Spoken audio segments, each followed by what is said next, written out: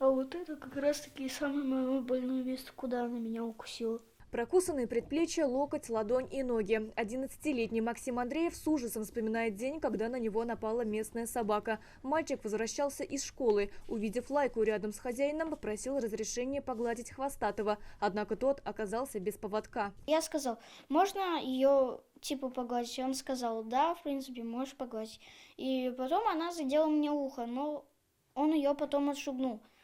И потом, она пошла в другую сторону, я пошел в другую сторону. Спустя некоторое время собака догнала мальчика и повалила его в снег. По словам родителя пострадавшего мальчика, второй раз собака на Максима набрасывается именно вот здесь, на пересечении улиц Механиков. И в этот раз Максиму помогают хозяева собаки. Однако за это время Лайка успевает прокусить мальчику плечо, руки и ногу. Сильно болело, у меня было такое чувство, как будто меня в огонь положили просто. Мне так рано сжигало, это было очень больно. Родители вызвали скорую. В тот момент я была на работе, у меня был муж дома. Сказал то, что вот ребенок пришел, начал выть, то, что меня покусала собака. Ребенок лежал под одеялом, весь трясся, был бледный, слова не мог вообще никакого сказать. То есть был, в сильном, очень сильном испуге. Мальчика увезли в ДРКБ, зашили раны. Сейчас ставят уколы от бешенства. Вечером того же дня Андреевы написали заявление в полицию. Собаку, да, однозначно надо от общества убирать.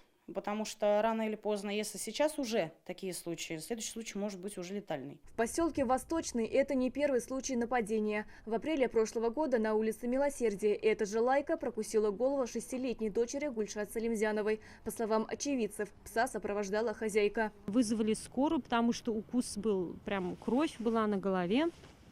Нас увезли, сделали сразу против от бешенства укол. Мы начали выяснять, что случилось. Дети не могли ничего толком рассказать, они были перепуганы.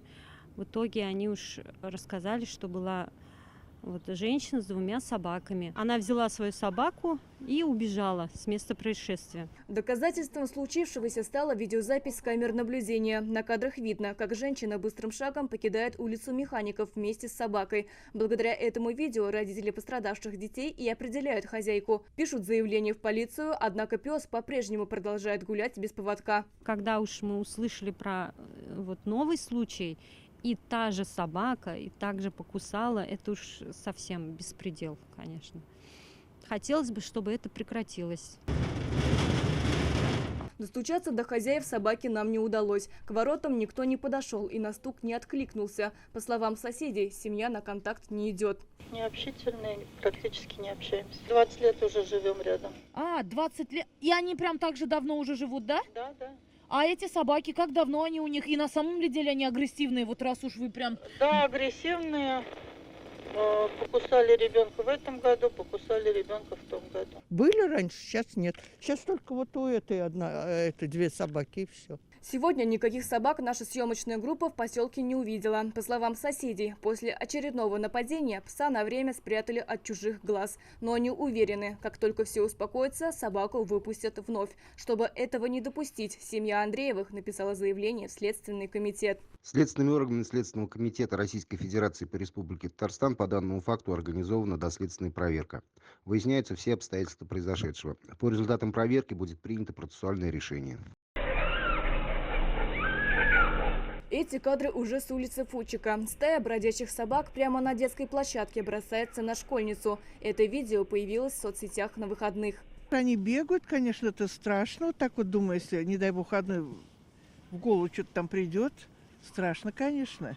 Но я их видела, там парк же есть за этим домом. Летом точно была стая собак очень большая. И летом покусали сына моей знакомой. Очень сильно покусали. Ребенок до сих пор боится вообще всех собак. Я боюсь бродячих собак, честно. Потому что у меня и самой случай такой был. И это из-за детей я тоже опасаюсь. Бездомные это собаки или хозяйские, неизвестно. Однако для тех и других действует федеральный закон. С 2018 года их нельзя отстреливать. Только стерилизация, кастрация и вакцинация. Собаки должны выгуливаться в специальных площадках.